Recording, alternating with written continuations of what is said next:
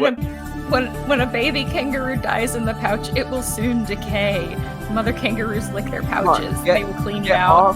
Get off of Google. I know we didn't record before.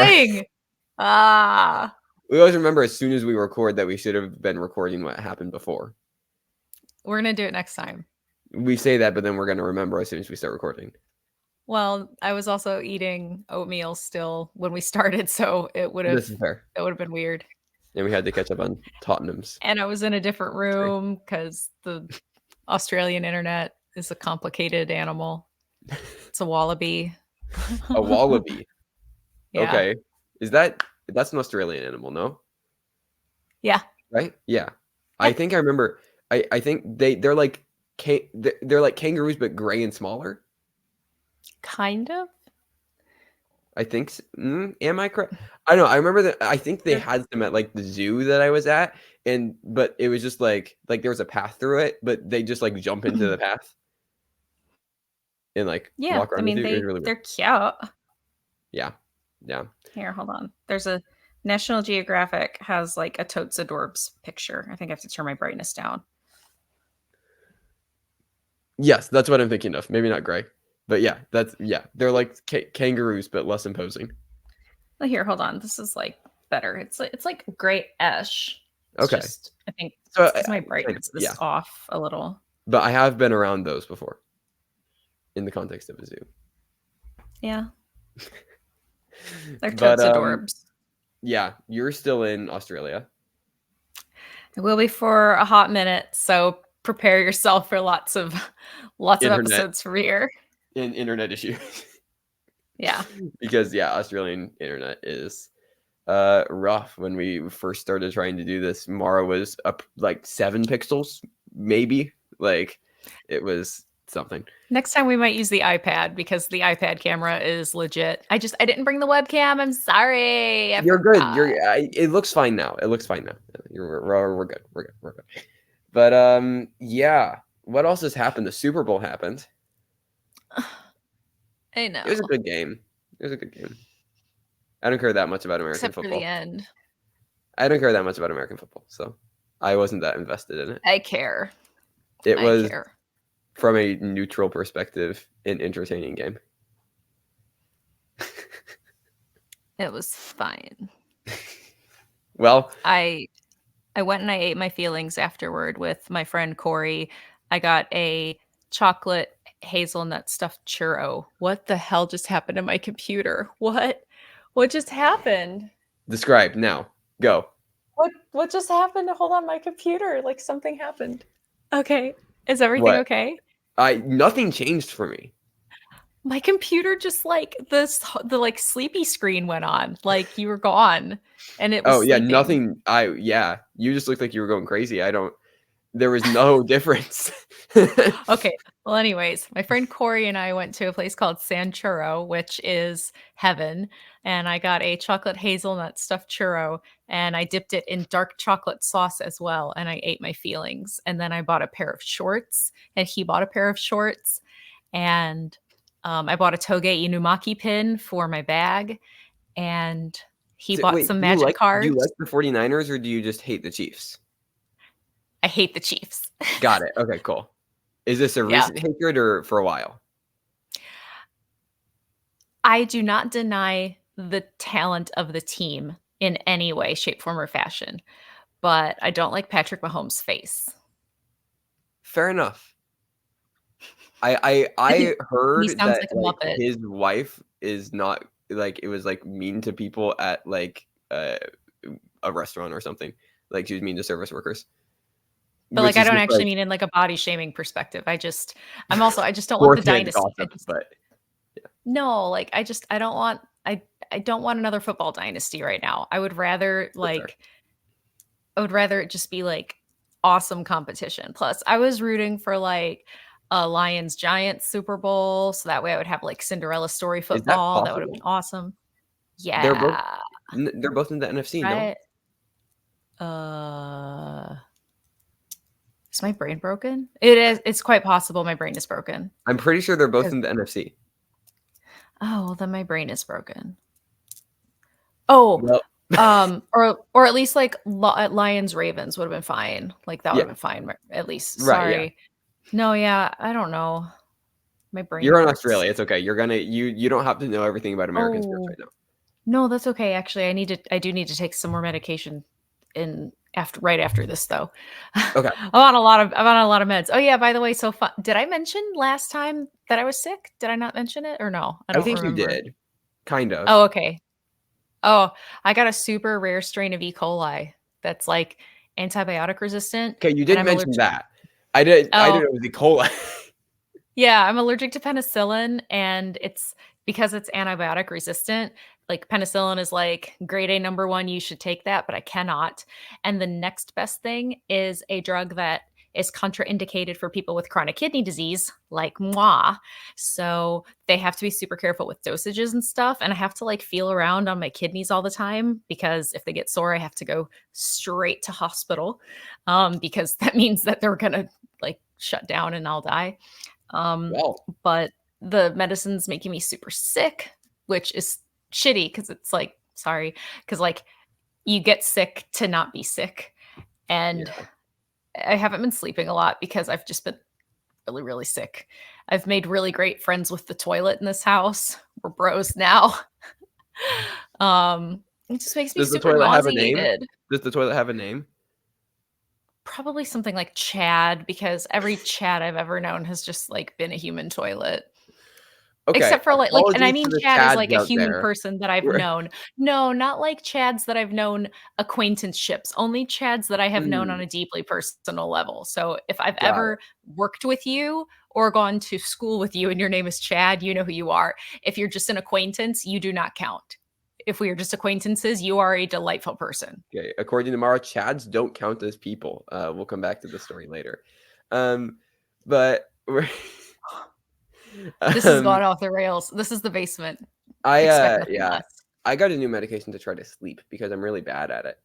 Um, so we'll see how that goes. I got it. Haven't taken it yet. We'll do that eventually.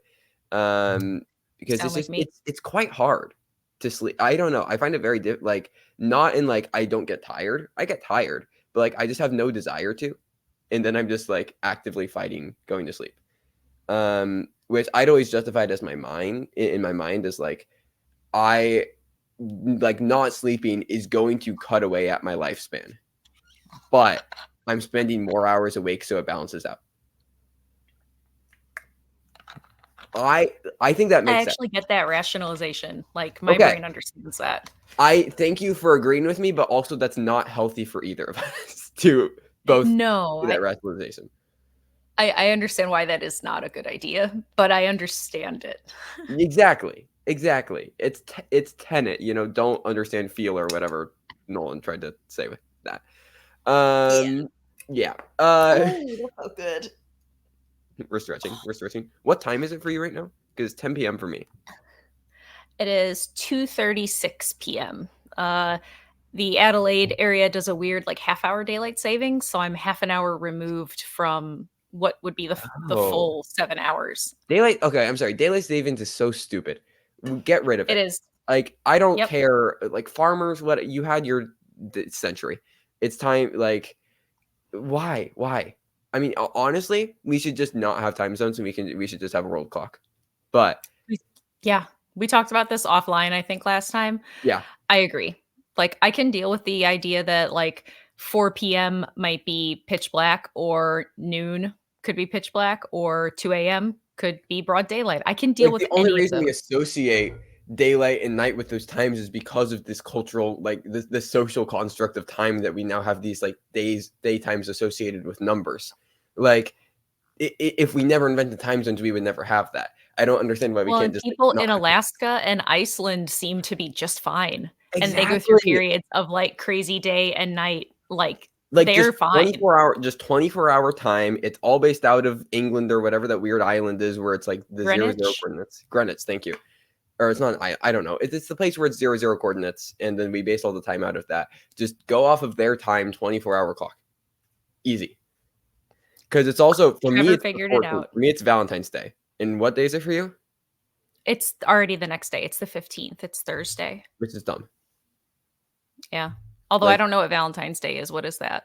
Oh, capitalism. That's right. oh, yeah, that thing, yeah, yeah. This thing that we made up to sell more cards and, I which feel is so really bad. most Someone holidays, to be like honest.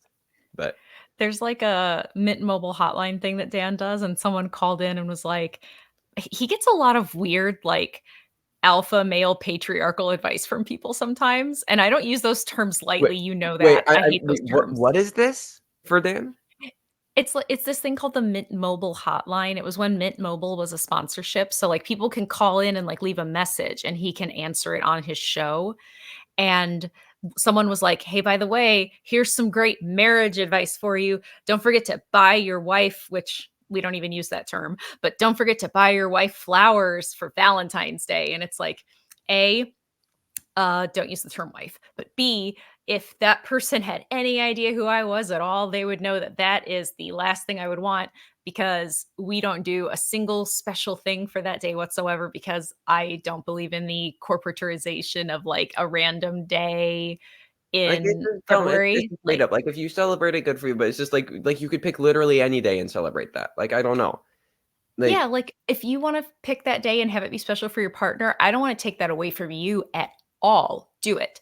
But, like, for me, I think that any day can be a special day for me and my partner, and right. I don't want someone else to tell me what that day is because 'cause I'm just obstinate and I don't wanna be told what to do, especially by a company, Well, uh, yeah, it is or a literally just calendar. okay, this is the thing, we'll talk about movies eventually, but this is the basic, we just talk about, random things.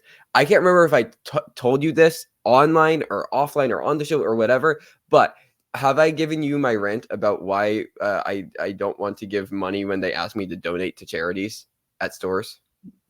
No, you haven't. Is it because Okay. of, not knowing what the overhead of the charity is ahead of time?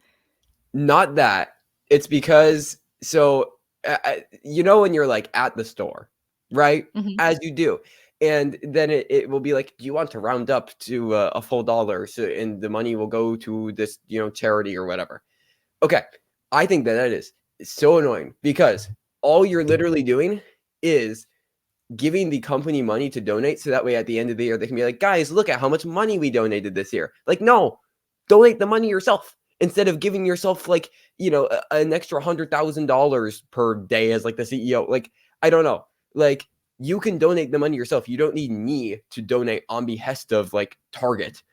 Like, I don't care about making Target, look better to people because they donate money. Like, no, if I want to donate, I will donate myself, not in the name of Target. Like, all you're doing is donating money in the name of a company, and I find that really I annoying.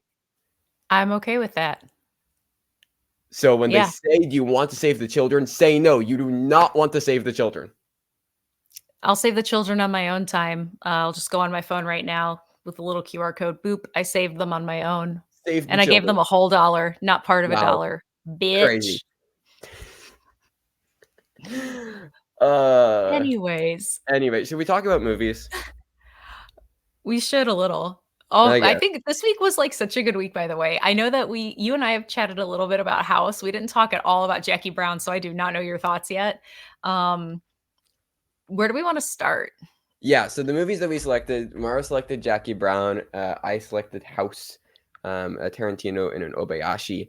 We'll pick our next movies for each other at the end. I have a bit of a surprise. I haven't actually checked if you haven't seen this, but I'm pretty sure you haven't because Dan hasn't logged it on Letterboxd, and neither did you. So I feel like if neither of you logged it, there's a good chance that you didn't, and it came out over the last couple years. So you're gonna get a surprise at the end. Odds are I good don't that think I I don't haven't think you're seen it gonna like the if he surprise, but hasn't you're gonna logged get a it, surprise at the so end. okay. Um, but yeah, I don't know. Let's start. We can do yours. Let's start with Jackie Brown. Okay, I thought that that would be a good idea. So, I just wanna say, number 1, the reason why this is, like, super, like, S tier Tarantino for me is because of how different it is. This is Yeah, not like any of his other movies. It is super grounded. It is super, like, real world-esque. Um, there's a couple peripheral characters that are a little larger than life, but only a little tiny bit. Like, they could still be real people. I mean, it helps that it has source material because again, like you glean from that a lot, but it's still him like adapting and directing it. But like Jackie Brown feels like such a real lived in person, and, like, the characters just feel so authentic, and you really wanna root for them, and it's it's also it's LA, and a lot of movies set in LA, of course, but, like, just the fact that it feels so much more grounded and, like, it's just so different. I love it because it stands out in his filmography so much, Yeah. and when it goes and it shows you, like, these little retroactive time sections about how things work out the way they do, it doesn't do it in a way that feels like trickery or like, "Ooh, gotcha," like, "Ha, ha, ha." It just shows you how smart these characters are, and it's believable, and I don't know, I really, really love it because it does not feel like a Tarantino movie, honestly, and that's why I love it so much. Yeah, I think a lot of people who have seen her, like, know alleged Tarantino fans, known Tarantino fans, they I find this, like, very far down on their ranking because they said it doesn't feel like Tarantino, and that is why, like, I did like this a decent amount. Um, uh, like, it's yeah. I don't know if it is my favorite Tarantino, but, like, I don't know, I really liked how understated it was because, like, if you know anything about my taste, I either love, like, go incredibly, like, just slow, quiet, understated, or if you're gonna go big and maximalist, like, all of the themes should be incredibly understated, which we'll get to House. Like, House is such a big maximalist film, but what it's actually Yeah. about is incredibly understated underneath all of the maximalism. So, like, I like understated a lot, and this does feel very understated, especially in comparison to his other ones. And just how, like, nobody, like, yeah, everybody feels lived in. Nobody feels like a perfect character, which is, I think, a problem that I have with a lot of Tarantino films, where they almost feel like they're too fleshed out and they're too Yeah. perfect and they're too perfectly fit for this story. Like, these aren't characters that feel like they are fit for this story, which is, I think, what makes it work so well because that's often what happens. You don't have a character that it perfectly makes sense. Like, I mean, people get annoyed. I don't think that Pulp Fiction is a very good movie. I think that it is quite annoying and kind of obnoxious with how it, like, reveals it. Like, I don't like that movie. I don't like a lot of Tarantino movies. There's a few that I like. Like, I like Reservoir Dogs. Once Upon a Time in Same. Hollywood, I didn't like it initially, and it's grown on me quite a bit, to be honest. I enjoy it a Um, lot. like, that one's like, I need to rewatch it because just over the last couple months thinking about it, and I watched a couple clips, and it's really, I don't know. I need to rewatch it because I think that I actually like it quite a bit on a rewatch. But yeah, no, I like this. There's still that extra, like, I don't know what it is, like Tarantino, like, where, like, it something stops it from just, like, reaching, like, a next level for me, where I'm just, like, gushing absolutely in love. And maybe it's just directed by a man. I don't know. No. But I think it maybe, yeah, like, if you ever watch it again, like, 2 years from now or something, I bet if you rewatch it, you will like it more just because you'll be watching it in a different way. But, probably, like, yeah. also for me, it's the Pam Grier of it all too. Like, No, she's she is excellent. just so fantastic. Like, and she plays such a strong character, but a character that is not infallible and that does need help, but can stand on her own 2 feet and can stand shoulder to shoulder with who helps her.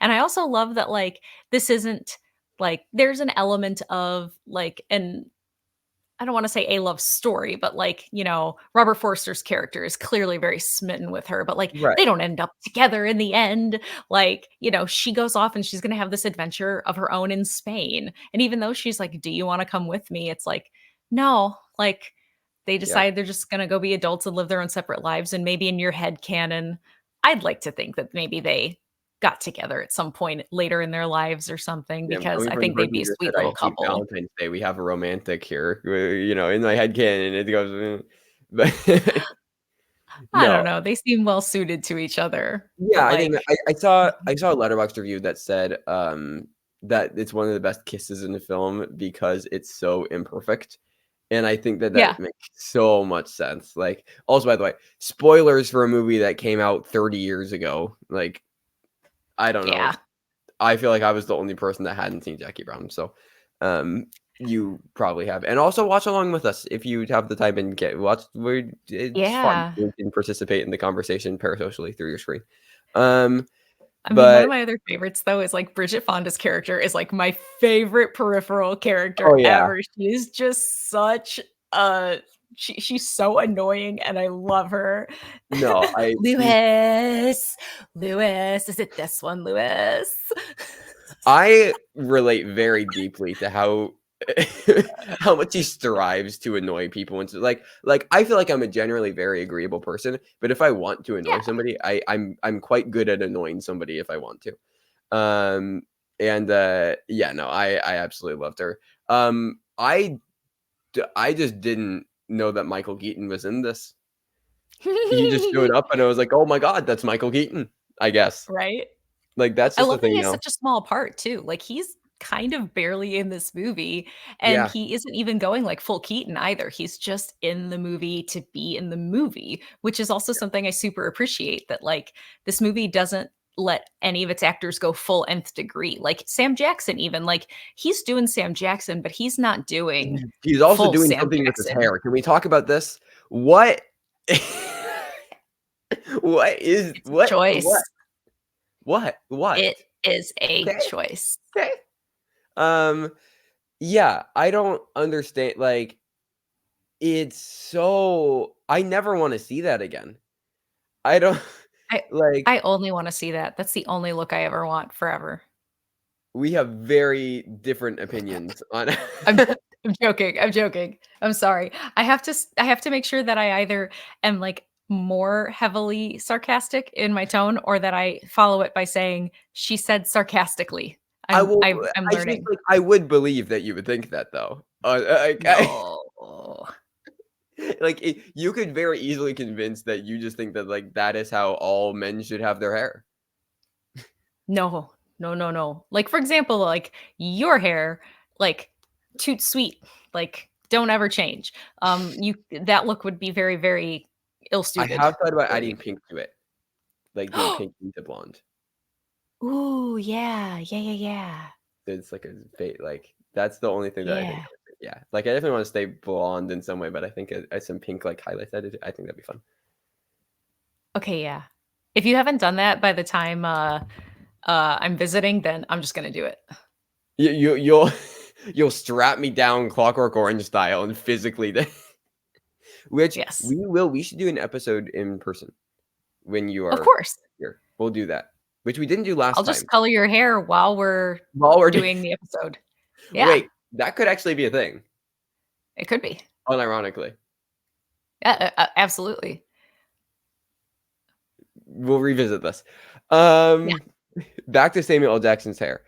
There should Uh, also be some delicious snacks because I will be hungry. yes. Well, I will get hair dye, you will get snacks. This will be the trade. We'll barter system Yes. this. Um, yeah. So was that just Samuel Jackson's hair at the time, or was this like a specific like he did this for the character?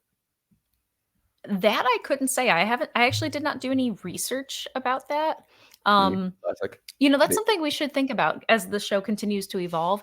If we have, some behind the scenes questions, send them to me before we record, and I will do research, and I will answer them. Something we should think about for the show. Effort? No, I'm sorry. Um, but yeah. Okay, wait. I do have a trivia question for you. You know what was the only Oscar nomination that this film got? It got one Oscar nomination. I mean, was it adapted screenplay? It was not. Okay, This surprised me. surely it wasn't an acting one, was it? It was. It was a lone It acting nomination. really? Yeah. It's not who you'd think either. Is it supporting for Bridget Fonda? No, it was best Okay, I supporting was just actor for Robert Forster as Max Cherry. oh, see, now that's great. I love that. It's a good nomination. I think he's I don't know, very for good in the some movie. I reason, I just was like just like when you said it wasn't what I expected, I was like, "I'm gonna pick the last person I expect." yeah. But I just like if you told me that movie got one nomination, I wouldn't have told you that it was Robert Forster for best supporting actor. Like very weird, but it's a deserved nomination. It's a very deserved nomination. Also, I just imagine for some reason, I just imagine his character in the Air cinematic universe. Like I feel like he would be so good as like one of those guys on the phone in Air that's like Oh, talking about yeah. shoes or whatever that was. I very much disliked that movie, but he just very like his face feels like it belongs in Air. So I could see that, yeah. yeah. Oh, also, like, RIP, miss him. Yeah, yeah. But the other thing that I think is quite funny is that this movie caused Quentin Tarantino to have beef with Spike Lee. It was No. over What how did many he times the do? N-word was used in this movie. And Spike Lee and Quentin In Tarantino got this into it. movie? Yeah. Which compared to some of his other ones, you know. Not that we're not that it's a competition, but um yeah, so that was a whole thing. There was like people were taking sides. It was a whole back and forth thing. But Wow. Wow. Spike Lee Quentin Tarantino beef, which as far as quality of filmmaking, I would side with Spike Lee on that one, I think. But, which he's making what was he doing? Spike Lee's doing a remake of a Kurosawa film. Which the last time Spike Lee tried to remake an international film, it did not go well. I want to say it was High and Low, which is a good movie. Yeah, it's Denzel Washington and Halle Berry are going to be starring. Okay. So it's a Spike and Denzel reunion. Mhm. It's fun. I just don't. I don't know. Um, I think one of the funniest things because like this has been a thing recently. Apparently, David Fincher is going to try to do an American remake of Squid Game. No, I don't need these. I do not need them. But When there is a perfectly amazing version of something, yeah, especially a recent version, I do not like another round. I do not need an American version of it. Leave it right. alone. Well, and like that's where like High and Low, like sure, that came out in like 52 or something like that. Like that's just like we remake old films all the time. Like I can yeah, we can have the conversation there. Like I mean Living just came out last year, or that was a remake of Akiru. Like I greatly prefer Akiru from Kurosawa, but like Living wasn't bad and it didn't feel forced like a recent like, I get it. Speaking of another round though, did you see what Thomas Vinterberg said about it? No, So tell Chris Rock me. is going to be directing the remake of Another Round, the American remake. Oh, okay. And Thomas Vinterberg said if it's bad, he's gonna get slapped again. Ah! It was Ah! like I think someone asked him in an interview or something. It was so funny. Oh my gosh. I love Vinterberg. Oh, that's funny. I wonder what he's gonna say that he better keep out of his mouth this time. It was so good. Oh god, yeah. But anyways, I think that we should keep on announcing that they're gonna happen so we can get quotes like that, but then they should never be made. That's true. Yeah, they can They just should stay just in get development slapped and then hell. the director stop, I think. I Um, like it. but endorsing violence? Um, Uh, no. I do not endorse violence. I am a pacifist. okay, okay. Interesting, because it's not what you just said or what I just said, but I never claimed to be a pacifist. Um, Except there is this game, by the way, called Wingspan. Because my friends here are obsessed with these like massive board games, like these hour-long board games. One of them is called Wingspan, and you collect birds and you lay eggs. And one of the things you can do is bird murder. Like your bird is like you go across the board, and when you get to your bird, if you have the right kind of bird, you get to draw a card, and if the bird has a wingspan under a certain amount, then you get to kill that bird. So oh my I god, got very excited because I got to commit ritualistic bird murder over and over again because it wasn't real. you are not helping the pacifist claim. The first sign of a killer is animals, Mara.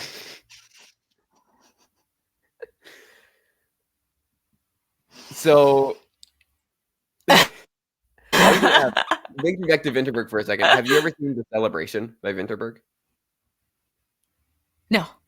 Okay, that will be a movie that we do eventually. So basically, the premise is it's like this like 60th birthday party for this old or like like big patriarch of the family or whatever, right? And then it's about like all of his kids around him. So the way it is shot directly inspired how Succession is shot, and it is why the first episode of Succession is called Celebration Ooh, of fun, love Logan's it. birthday party. It is an excellent, it's an amazing movie. So yeah, we'll have to do it eventually because we never talked about Succession on here. I don't think because Succession that all kind of happened really in between the hiatuses, but Succession just one of the most brilliant things I've ever watched. My favorite TV show of all time probably is just I cry. I did tell you I after the final episode ended, I sat in my basement and listened to the score for 4 hours and cried because I was so sad it was over. Mm, It's such a good show. Oh god, that final shot of Shiv haunt me forever. Um, should we talk? Yeah, Jackie Brown though. Um,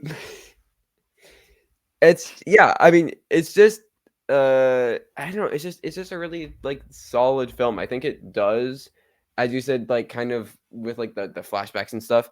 It does, I think, what Pulp Fiction is trying to do, but just a lot better, in my opinion. Again, as someone who doesn't really care for Pulp Fiction, like all of that, it felt like Tarantino was just like, "Oh, look how clever I am," and like this, it actually felt like it was directly, as you said, it didn't feel like it was, almost trying to make you feel like you were dumber or like trying to be like trying to figure out this puzzle. Like it all builds the tension correctly, which I think is quite nice in how you should structure something like this where you're going to do nonlinear storytelling. Like, I know something like Arrival, right? Like that isn't like a haha, we got you. It mm. like it builds and it builds the tension in a way that it feels disjointed and nonlinear, but it still builds in a way that you're still engaging with it, and it's bringing you along, and the film feels like it's taking you along for the ride rather than like pointing out constantly that it's one step ahead of you, which is why Yeah, well, and again, also I feel like it contributes to, like, repeat viewing, where in my opinion, yeah, Pulp Fiction kind of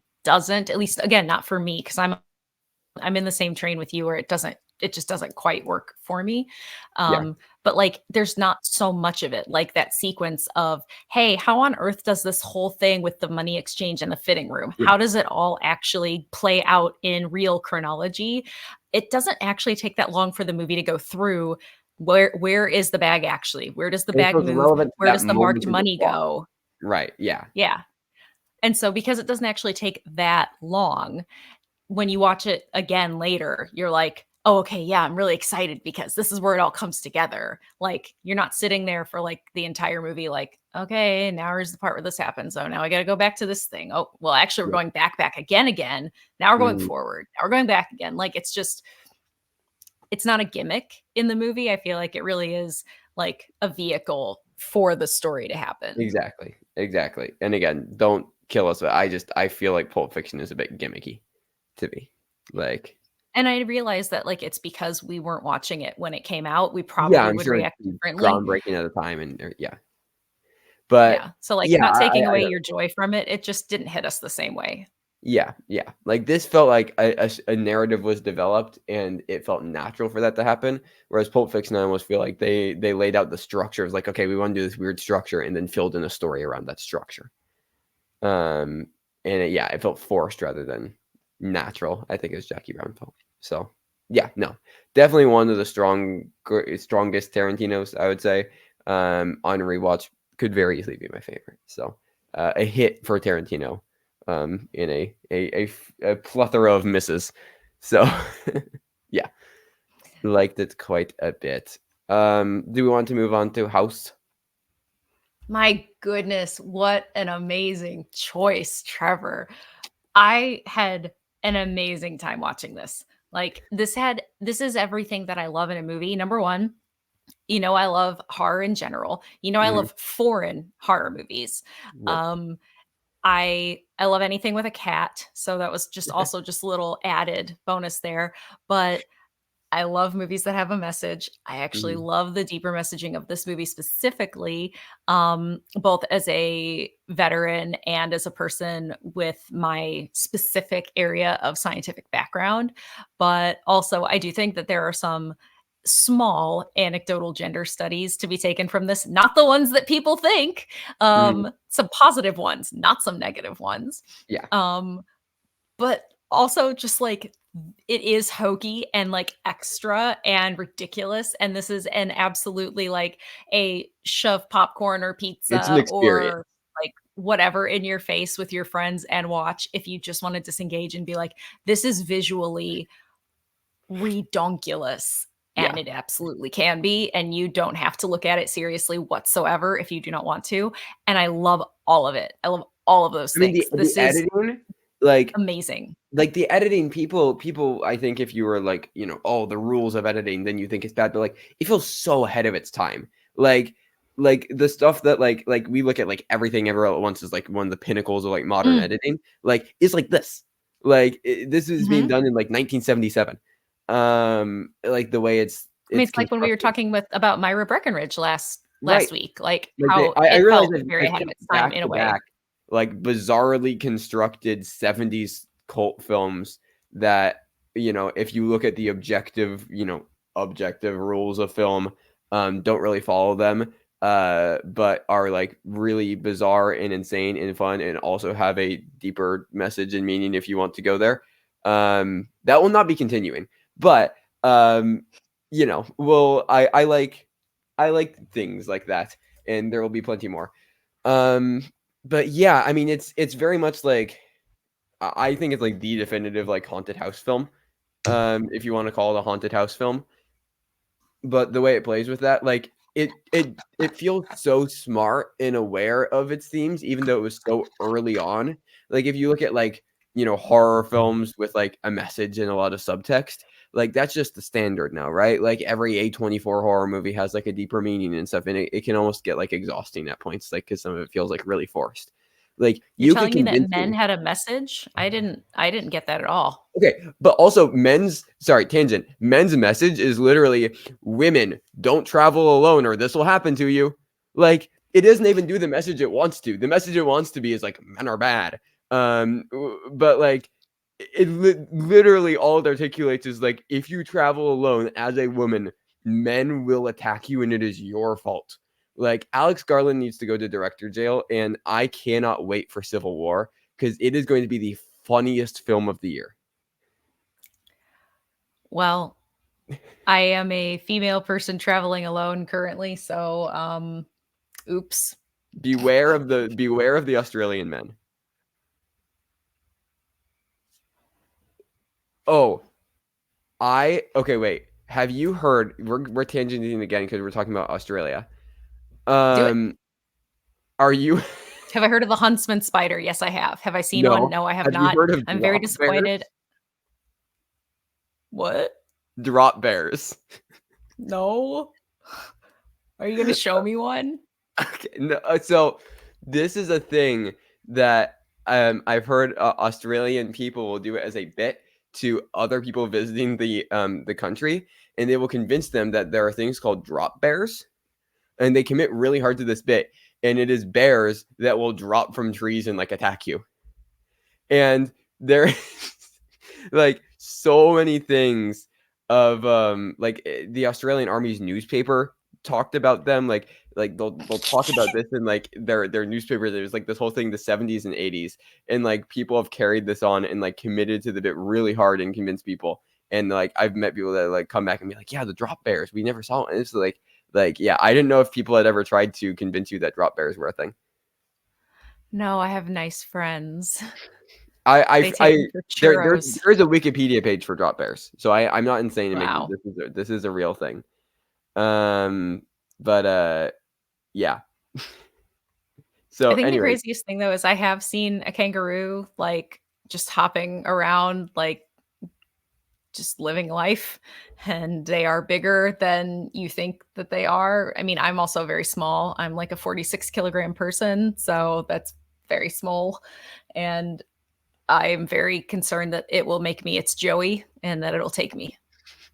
just plop you in. Just And they're gooey in there. what? I think it's gooey inside the Is it pouch. gooey? Do they have I gooey think pouches? it's hold on. Did they leave a candy in their pocket and then put it in the washing machine? Do kangaroos have Have gooey gooey pouches? pouches? The I think fleshy pocket is stretchy and slightly sticky. that's did they call Oh, them mushy bucket? hold on. Newborn joeys, also known as jelly beans. Oh, I mean, That's I what guess you. it's That's what only we leave in our stretchy and pouches to sticky make when them they're sticky. new. I guess it's only when they're really new, but still though, like, Jelly beans. I feel like you've gone on a list now for googling like, do kangaroos have gooey pouches? oh my god. Well, back to house. Um, yeah. So no, it feels very ahead of its time, like in the way of like, wait, what have you just seen? Your face. What are we doing? Oh. What? Oh. What? When What? a when a baby kangaroo dies in the pouch, it will soon decay. Mother kangaroos lick their Come on, pouches. They will clean it get out. off, get off of Google. Mother kangaroos may be depressed and sad for a while. As far Get as we can tell, many animals are better at acceptance than most people. Why, nature? How does a joey go to the bathroom in the pouch? you need to.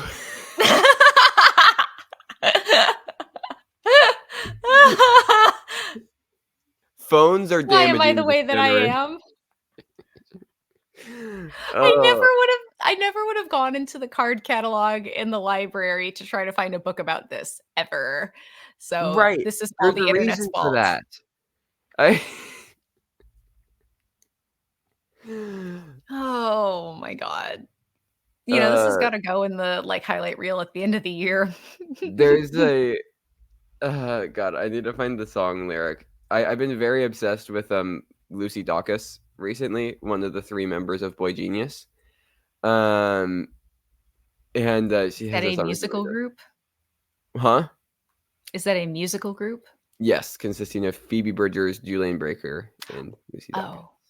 So, as you know, my favorite Phoebe Bridgers.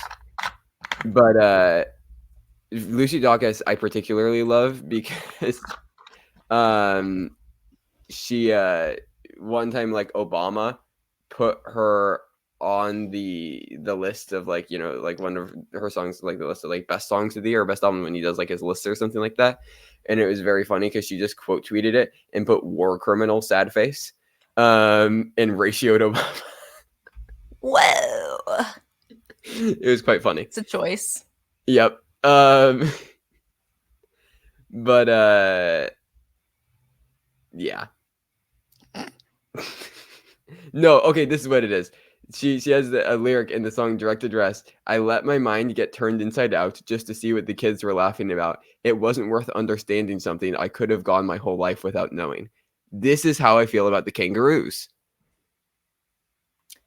It was not worth understanding something I could have went my whole life without knowing. Yeah, I just made that lyric real. Thank you. You're welcome. You're welcome, everyone. Okay. Don't at me.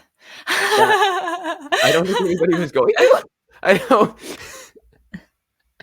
I, Everyone was, Trevor. everyone Everyone. was.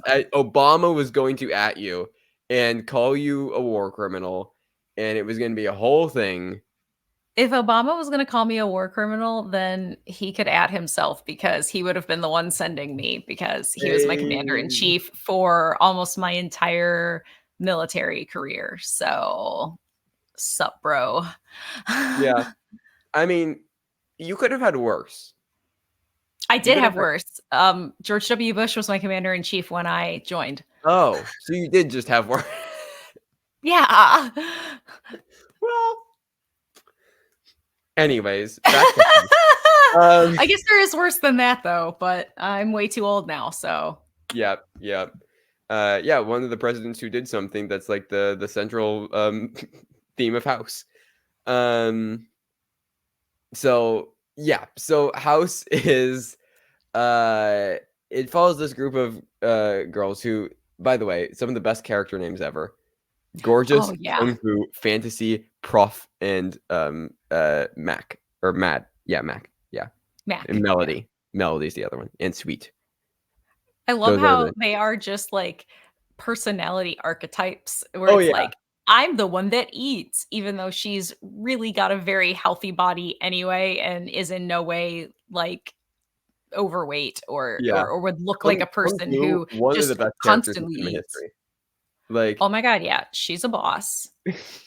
But Melody, oh my god, what on earth could she be like? Oh, she's the musician. Yep. Prof, she's the one that wears glasses. She's so smart. Ooh. Gorgeous. Guess what? I Yeah, like yeah, yeah. No, but it's just it's so funny. it Um is. And yeah, so basically, the first half of the film is just all about like, post like the generation that was born after Hiroshima and Nagasaki, and just that generation in this like kind of like idealized like fantasy and whimsy, and it's like it almost totally feels like a children's show at points. Like some of the sets, like you could see them being in like Barney or something. I don't know. Like it's just like very like bright, colorful, fun, all these types of things. And then Daniel Kaluuya shows up. It's crazy. And but that movie's gonna be wild. The Barney movie starring Daniel Kaluuya. Uh, anyways, I have no words. I don't know. But yeah, so then basically from there they go decide to visit the aunt and the house. And which by the way, one of the best lines of the film was when she stands up and then they go, "You can walk. You gave me energy." Um, so fun. But yeah, and then we get into this, like the haunted house, the ant, right? And the editing in this, just so bizarre, so fun. Just different parts of the house coming to life and like the bright swirling color. Like it's so insane. So this is my third or fourth time watching it. But how did you like initially respond to the visual things as soon as they started happening? I was definitely unprepared. Um, but, like, in a very good way. I responded to it quite positively, like, really quickly. I got on board. I was like, "Oh, this is the vibe." Okay, because Mhm.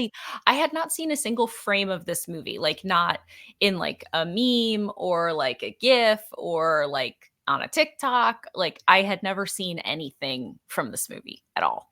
I'd seen, like, the cover art, Mm, which I did not realize was a kitty cat, which I think is extra amazing. Um, yes. but no, yeah, the minute that things started kind of really coming together in the house part, I was Yeah. like, "Oh, this is where we're going. Mhm. Okay." And, like, part of it's definitely very of its time as far as, like, kind of being, like, I don't not really avant-garde, but, like, It's I intentionally, I guess think, off-putting, like, the visual effects aren't supposed to be good, like, they aren't supposed to be convincing, right? Because like, I don't even like using the word good because they are good because they accomplished what they wanted to, but they aren't supposed to be, like, realistic or convincing visual effects. yeah, exactly. Um, but, like, I guess, it's intentionally it's almost like when some movies, like, have the uncanny valley on purpose because they wanna make you uncomfortable, you Yeah, know? Like, where naturally we're like, "This hurts me to look at because it's not supposed to look like this," and we know that we can get really close to not having that now, like, we know visual effects have gotten so good, but yeah, some movies intentionally leave that there because they want to make us feel uncomfortable. Like, that was the vibe I got, and I really, really liked it. Especially because honestly, like, when we do talk about, like, the deeper themes about the atomic bomb and stuff, every single time that we have a serious discussion about that, particularly as Americans, we should feel uncomfortable, yeah, um, because while we ourselves do not bear any responsibility because we did not do that, um, there's a cultural responsibility of understanding what our nation did to another nation and how mhm, we permanently change their society, and, like, their ideals as a society. Like, the entire nation of Japan renounced the concept of war, partially yeah, as a result of what we did. Like, that is a paradigm shift that an action that our country did, you know, influenced upon them. So, like, there's a gravity to that, and I like the fact that the movie kind of also, like, embodied that unsettlingness. So, that was really Yeah. cool for me. Also, I like that it had a lot of colors because, you know, since I'm color deficient, that, like, movies that actually intentionally use so many colors and bright colors at that, I just find enjoyment there because I feel like I'm experiencing it more than movies that have, like, really bland and, like, muted color palettes because they sometimes don't I don't get to appreciate them as much because I don't see them the way that you see them. So, Sure. I also just from a personal standpoint was like, "Oh, yeah. Yeah, I see all You of can these feel things the that are colors. happening." Yeah. Yeah. Yeah. Also just want to touch on briefly before we get into theme stuff, just talking about some of the more like technical elements. I think the score in this is brilliant. Like I listen to it on Spotify so much. Like it's one of my favorite film scores like ever. It is just so haunting, but also like fun and like chill and like I don't know. It's such a vibe. Like I've never heard anything like it. Well, I love in the first half because it is, like, almost inappropriate at times. Like, Yeah. some of the music is not appropriate for the scene that it's in, like, with, like, "I'm gonna be your new mom," like, some of that music is not what you should be Like it feels playing in that like a moment. music box that you'd wind up at points. Like yeah. Yeah, and, like, I loved that, though, because, again, it, like, breeds this discomfort or, like, Mhm. this there's like a specific word that I'm like incongruence or whatever, Yeah. because like we're programmed to know what music is supposed to tell us to feel.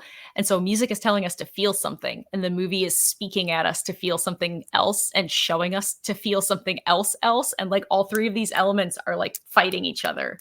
I And I thought mean, that was really cool. yeah, like Obayashi, like this really feels like the type of film that invents a new language, right? Because or at least I Mhm. always like to talk about cinema as like a language. And each film is teaching the audience a language, and some languages we're really familiar with, and you know they have to write a really interesting story with that language to get us to appreciate it. And sometimes it's just a completely new language. Sometimes we aren't even interested in learning the language before we watch the movie, right? And it has to win us over if the language is really interesting. But like this genuinely feels like because what Obayashi is trying to articulate with this is the generational disparity between the post bomb generation, his generation, because he lost, like he mentioned in an interview, like he's lost like all of his childhood friends in the bombings of Hiroshima and Nagasaki. And it's quite interesting. So House originally started, I believe, as a story written by like his 10-year-old daughter. Um, Whoa.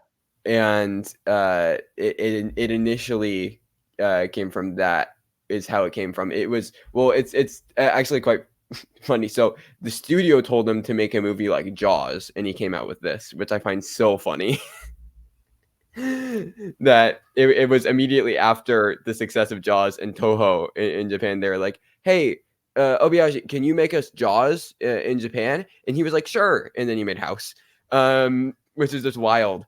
But it's I don't I mean, understand that's how you kind of get from awesome though, A to B. because, like, if you're gonna apply that logic though of like, "Hey, I wanna communicate, like, what it felt like losing everyone," this Yeah, is basically Jaws except if everyone dies.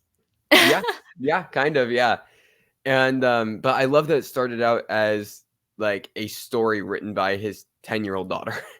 Because she is kind of like that would have meant that she was born in like probably the early 60s, right? If that was like the initial stages of development, right? So about 15 years post-war. So it would have felt like they've kind of moved on, and there is like this like general optimism in this like disconnect from the tragedy that happened not 15, 20 years earlier in the previous generation. And I think all the parent stuff at the beginning, like it's very much about this disconnect between generations, even between like her and her father and everything like that. And it all comes to a focal point in the mirror with connecting with her mother who has died. And that one moment is very much the turning point for the film, where then it just goes crazy and in the way that like it is incredibly like comically violent how all the girls die, and it feels like senseless violence, but that's kind of the beauty of it, because like in reality like it isn't senseless. It's using this senseless like horrific, crazy violence because that's the only way that you can describe, you know, killing hundreds of thousands of people in an instant. Yeah, I mean, we actually watched, you should describe a little bit about that video essay Yeah, because I so think that Kogonada, people which should go watch it. yes, I years But, like, they after. use the word absurdity specifically, and I think that that's exactly the right way to describe it is, like, it's harnessing absurdity, to talk about it, which is it's super smart, and it's honestly really hard to do though too. Like, Yeah, absurdist humor is super hard, but absurdist horror is, like, super hard. So, like I said, it I feels like really it invented appreciated a that. new language, like, I can't find it, but I have the Blu-ray for After Yang somewhere. After Yang was one of my favorite films from, 2021 was the year that it came out. He also Mhm. made, Coconut, the fantastic movie Columbus, which like, not enough people have watched Columbus, but it is an excellent movie. But anyway, so he started out his career as like a video essayist, and I think that he's like the best video essayist, like whether it's film, whatever, that like any content, like anything that's being covered, like I just think that he is the best video essayist that I have seen work from. Like each video essay feels like its own short film while also being like a very, very insightful commentary on the actual film. So he has an excellent video essay. It's only like 4 minutes long. It's on this Criterion of House. It's called Trick or Truth, and it's really, really good. I already loved the movie, and then I watched it, and it like made me want to watch it again because it really reframed a lot of the way that I think about it. And just like how like I feel like not that as many people have seen this, so we won't go like as direct plot spoilers, more just like thematic spoilers, I guess. But like the way that like the cat is used and like the relation to the atomic bomb and like the flashing of the cat's eyes, like it's all so well constructed because for a film about the atomic bomb really isn't in it at all. But if you look for it, the atomic bomb is everywhere, and the entire film is about death and destruction and senseless violence. And like how some like the only way to conjure similar emotions is to just go complete absurdity. Like that's the only way to articulate the feeling of again hundreds of thousands of people just being dead in an instant is to just go complete absurdist because hundreds of thousands of people being dead in an instant doesn't make any sense. Any less sense than somebody being like eaten by a piano, which happens in this movie. Like and I just it's just it's brilliant. Like it's genius to create that association for the audience in the way that like yeah, it is quite funny to watch somebody be eaten by a piano. Like that is it is funny, but also in the grander context of everything, it's quite devastating in the ideas that it's articulating. Well, and I mean, it really demonstrates kind of the the 3 to 4 major layers of death that followed the bomb. I mean, you have the initial like vaporization, which they Yeah. do visually portray in a small part of the movie. You have the grievous bodily injury aspect. Um, Yeah. then you have the immediate severe radiation poisoning. Then you have the long term radiation Mhm. damage. And I feel like those layers are there with how some of these characters meet their demise in the film Yeah. and like just the drawn out torture of the Mhm. characters that make it to the near end of the movie like because it's a horrible awful terrible thing radiation sickness and acute radiation syndrome it's just awful Yeah. and for example people that have seen Chernobyl, the show. They did a Mhm. very, very good job of displaying that in a way that was very tasteful, that felt like it had a lot of dignity for the people that were affected by that. And it would be very similar, you know, in this situation as well. But like that agony of like watching the people around you suffer and die and knowing what was to come for yourself of a similar situation like that's also like such a great way to demonstrate through these different characters these different layers of how you would meet your end because of something that we did like it's so Yeah. smart but it's also like quintessential horror it's just and then like you said there's a piano that like eats someone's fingers there's like Right. you know And it's also like the there's way that that scene is a person executed that is takes so a bite funny. out of someone else's butt that and Right. her head is a watermelon but it's not a watermelon like it's It's absurd. And, like Yeah, even the piano scene, like, it's so funny because, like, it bites off her fingers, and then she raises her hands without any fingers, and then she's just like, oh," and then she's just like, "Uh, it ate my fingers," and then she's smiling, and she seems happy, and then she puts them back down, and then it bites off her hand, and then she screams. Like, yeah. it's just Well it's well, then her delivered in a severed very fingers just Oh, keep yeah, playing start the playing the melody as piano. well.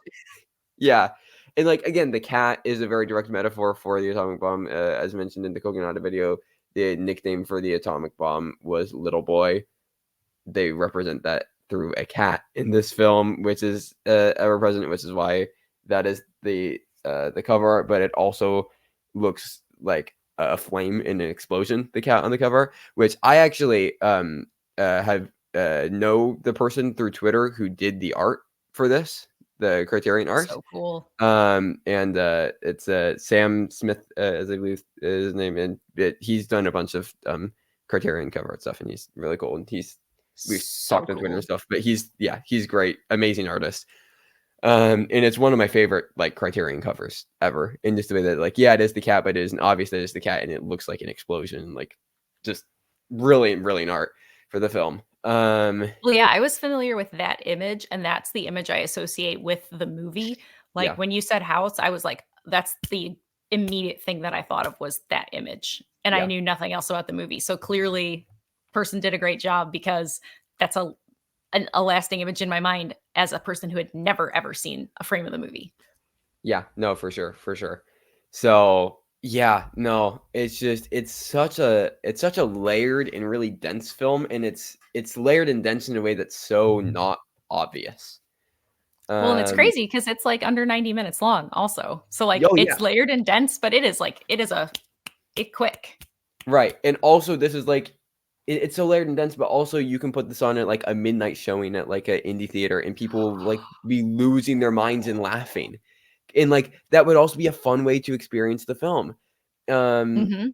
and I think the fact that it works either way, like if you want to treat this as a comedy, then it works that way. And if you want to treat Yeah. this as like this like really devastating allegory for, the I mean, basically the genocide of Japanese civilians, and like you can also treat it as that. Like I mean, they wiped out, like complete town. Like that's insane.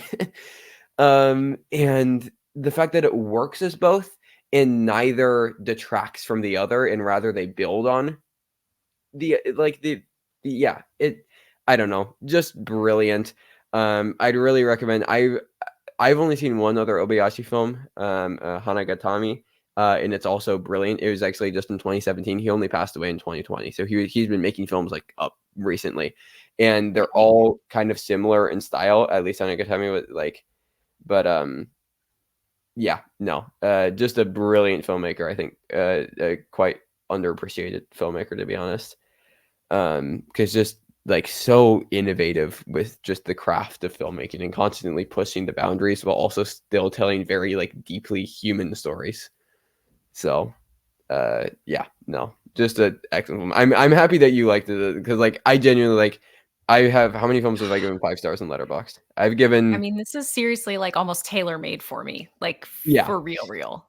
like I've given 54 films 5 stars on Letterboxd, and this is one of them. Like I think it is up there. Whoa. I genuinely think it's one of like the greatest films ever made. Full stop. Like it's just everything. So I adored it. This is definitely a cherish it forever, watch a million times kind of movie, yeah, and and I I'm sure really that I'll recommend the glean even more Criterion. from it.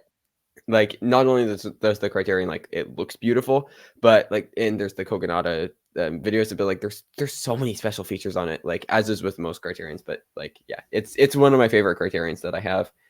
Um, yeah, just a excellent, excellent movie. So, yeah. Well, I think that's our discussion on House. Um, Man, what a film. we really did it this week. Yeah. So, for next week, I mentioned that I'd selected two uh cult classic films from the 70s in Myra Breckenridge and House. I thought about doing another 70s film. I thought about giving you your introduction to Andrei Tarkovsky, the Soviet filmmaker, but I'm going to hold that for later. I'll Okay. let you I'm like 99% sure that you haven't seen this. I'll let you give me mine first. Okay. So, I chose Belle, not the, like, 2012, period movie, but the 2021, anime movie. Uh, Momoa Hosoda, I right? yes. Okay. Yes. Um, I love this movie so much. It is breathtakingly beautiful. I was lucky to see it in the cinema, even though we were just right in the middle of COVID in the United States. Um, one of the few movies that I saw in theaters that year. But much like any other anime film, it has some very heavy things to address and to talk about. And it's a beautiful story, and it's it's totally worth the time. I really, really encourage you to watch it if you can watch it. I actually didn't look up on Just Watch where it's available. I didn't even think about that. Ooh, I should have It'll checked be that when I gave somewhere. it to you. Hold It'll on, be let me check somewhere. right now. I don't really wanna say too much about it. Oh, it's on Max right Cool, now. cool. So, but I don't wanna say too much about it because, like, you well, okay, it has a world that's kind of like the Oasis in Ready Player One, and a Okay, girl goes into that world, and there's a beast in that world, and she wants to figure out who the beast really is and, like, what's his deal, got it, okay. and yeah, and then that's kind of the driving force between the story is, like, who's this real person, and, the people that are kind of like the, like, police of the Uh-huh, Oasis, for lack of a better term, because it has its own name. I forget what it is though. Um, I think it's called You. I think it's just called You.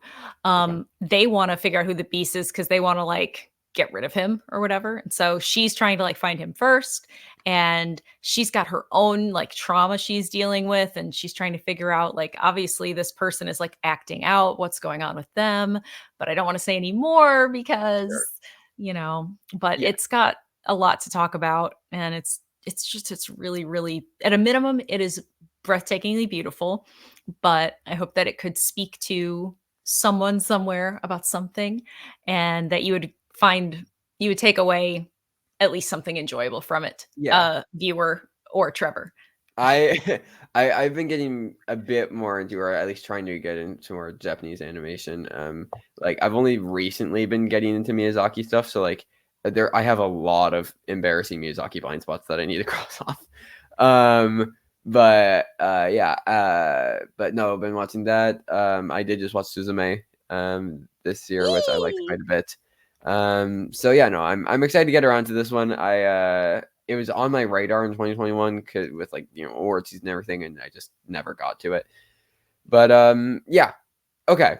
I have selected a film that is also from 2021 and also animated, but all of the nice things you said about it, it is none of those.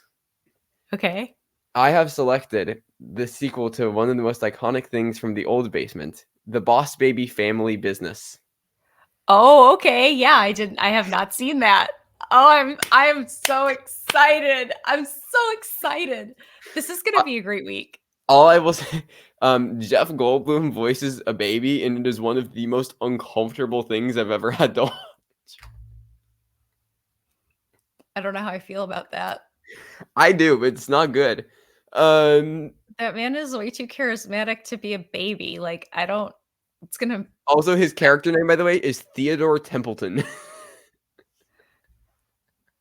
I'm gonna have to uh, mm, mm, Or no, there's that's so not true. many He's Dr. Armstrong. That's a different character. There is another character named Theodore Templeton, though. That's Alec okay. Baldwin, the baby, the main Oh, one. okay. This Phew, Jeff Goldblum's another one, so it isn't Theodore Templeton. We avoided that, okay. but still, Jeff Goldblum is a baby. I still don't know how I feel about that. Yeah. Mm. So, anyways, we're gonna be watching Belle and the Boss Baby Family Business. I wanted to break. I gave you a good movie. I gave you one of the best films ever made in House. So now you have to watch the Boss Baby too. That's You know they're fair. making a I third deserve one. this. What? Wait, They're making a seriously? third one. Boss Baby, yeah, But why? money. Oh, yes, that's right. Also, I tweeted this earlier today because this was my main decision in choosing this. On Letterboxd, there are 4,000 people that have given the Boss Baby Family Business 5 stars. That is about 4,000 too many. Mm.